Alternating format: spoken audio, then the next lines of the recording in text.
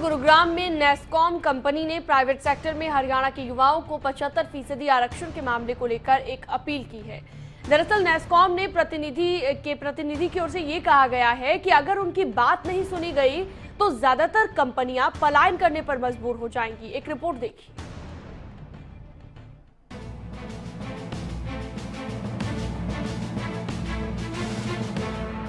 NASSCOM ने मनोहर सरकार को आरक्षण मुद्दे पर अपील की है कि जल्द 75% आरक्षण को लेकर कोई फैसला लिया जाए, नहीं तो 400 से 500 कंपनियां गुरुग्राम या अन्य जिलों से पलायन कर नोएडा, राजस्थान या अन्य राज्यों का रुख कर सकती। इस मामले में नेस्कॉम के प्रतिनिधि विनोद सूद की माने तो इन तमाम पलायन करने वाली कंपनियों में 4 से 5 लाख कर्मचारी काम करते हैं। ऐसे में सरकार को इस बारे में फिर से विचार कर आरक्षण को खत्म करने की दिशा में काम करना होगा।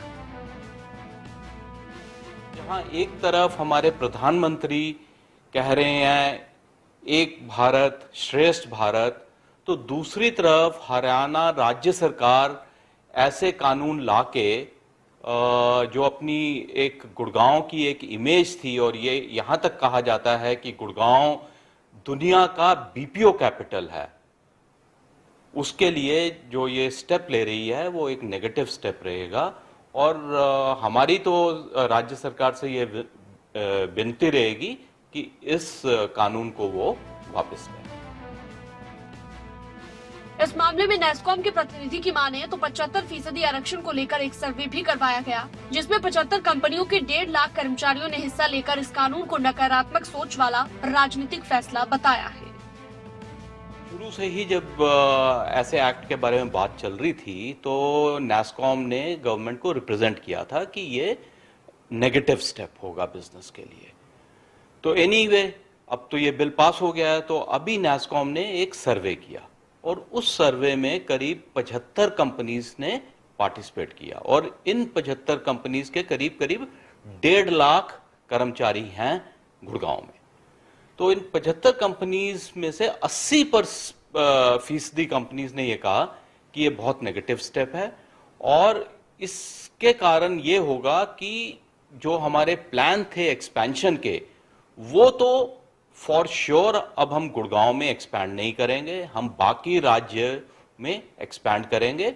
और कुछ कंपनीज ने तो यहां तक भी कहा कि हम ये कंसिडर करेंगे कि अपने जो ऑपरेशंस गुड़गांव से हम चला रहे हैं उसको हम यहां से शिफ्ट करें।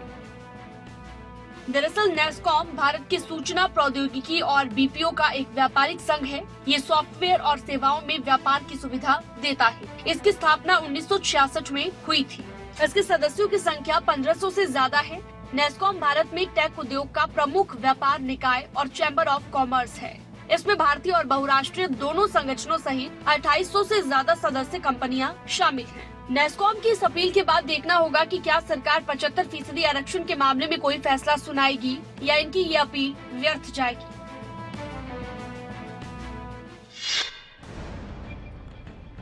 तो प्राइवेट सेक्टर में नौकरी को लेकर बने कानून को लेकर नेस्कॉम ने जो चिंता जाहिर की है, उसके बाद इनेलो नेता अभय चौटाला ने सरकार पर गंभीर सवाल उठाए।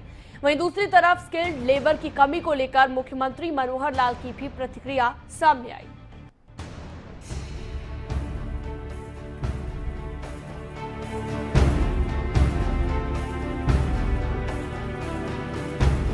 हाल ही में हरियाणा के युवाओं को प्राइवेट सेक्टर में 75% आरक्षण दिए जाने को लेकर कानून बनाया गया, जिस पर नेस्कॉम ने सवाल उठाए हैं और बताया कि गुरुग्राम में सैकड़ों कंपनियां पलायन करने को मजबूर हो रही हैं। अब इस पर इनेलो नेता अभय चौटाला ने भी सरकार पर सवाल उठाते हुए कहा कि आरक्षण के नाम पर युवाओं के साथ हरियाणा सरकार धोखा कर रही है। कानून बनने के बाद सैकड़ों कंपनियां पलायन करने को मजबूर हैं। अभय यही नहीं रुके। अभय ने पीएम मोदी पर भी निशाना साधते हुए कहा कि तमाम निवेशकों को सिर्फ गुजरात तक निवेश करने को मजबूर किया जा रहा है। ये जो 75% का कानून बनाया है, ये युवाओं के साथ धोखा है। नई कंपनी आ नहीं रही, पुराने यहाँ से पलायन कर रहे हैं, छोड़ के जा रहे हैं। हमारे देश के प्रधानमंत्री ने एक फैसला कर रखा है, जो भी कोई अच्छी कंपनी आती है, चाहे वो किसी भी स्टेट में जाए, उस कंपनी को मजबूर करके अपनी स्टेट में ले जाता है, गुजरात में। और जो कोई डिफॉल्टेड कंपनियां हैं वहाँ की, उनको आपकी तरफ बढ़ा देते हैं। देश के प्रधानमंत्री की निगाह देश पे नहीं, गुजरात पे। उधर कानून तो लागू कर दिया गया है, ऐसे में स्किल्ड लेबर को लेकर भी कमी महसूस की जा रही है।